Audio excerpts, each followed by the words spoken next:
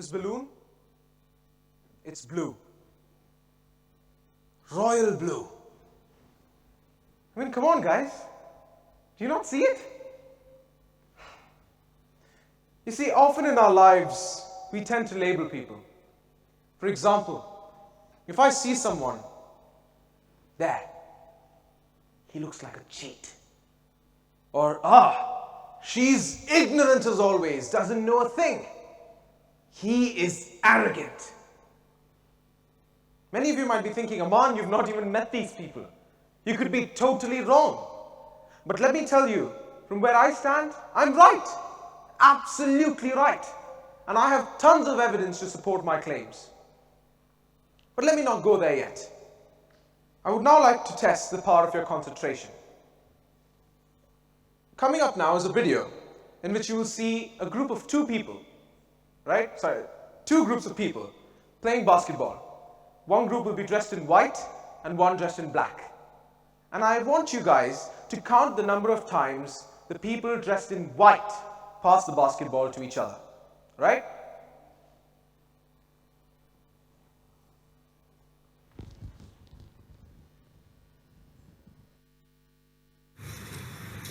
Ready, go!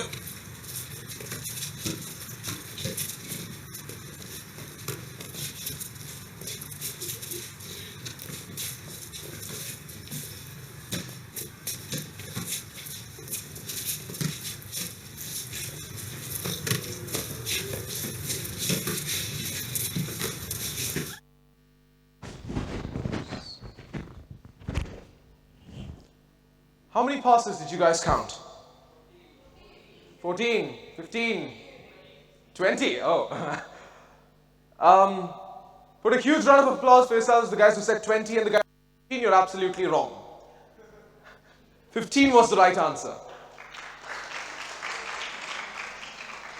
Now, that was not the main question I wanted to ask you all. The main question was, did any of you notice anything abnormal in this video? Okay, let me just play it back frame by frame for you.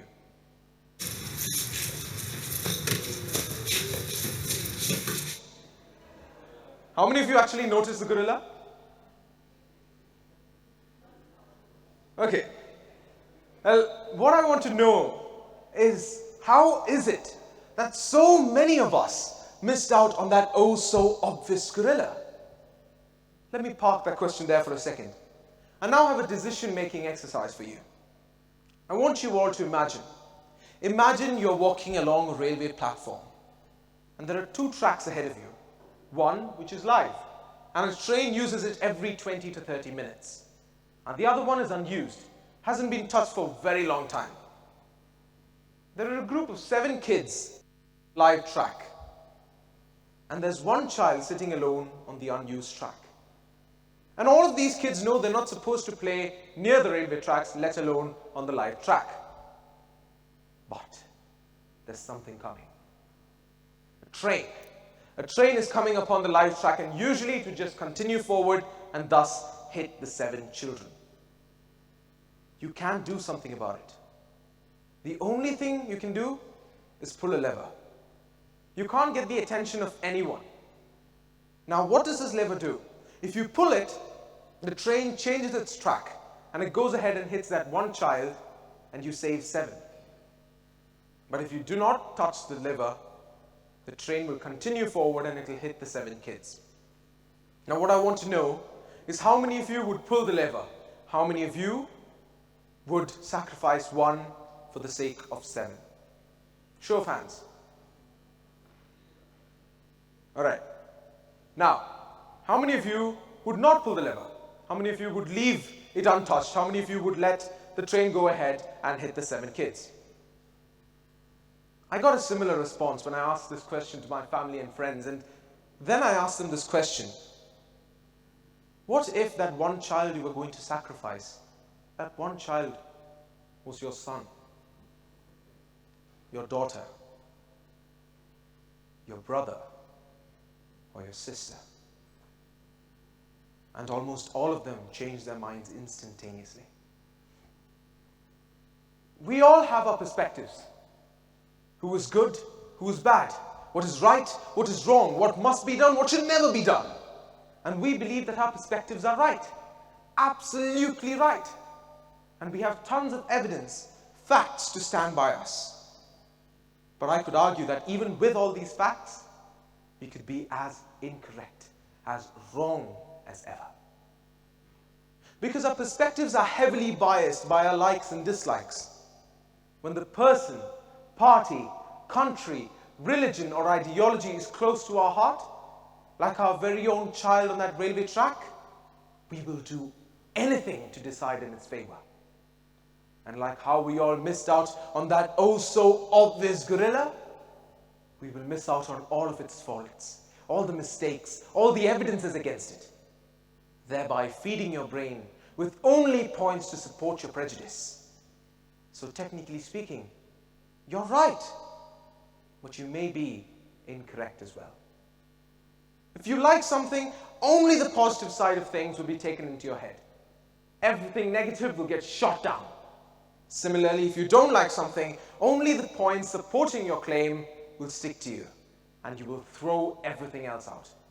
This is called motivated reasoning, and this is the reason why so many of us have such differing perspectives on such menial topics.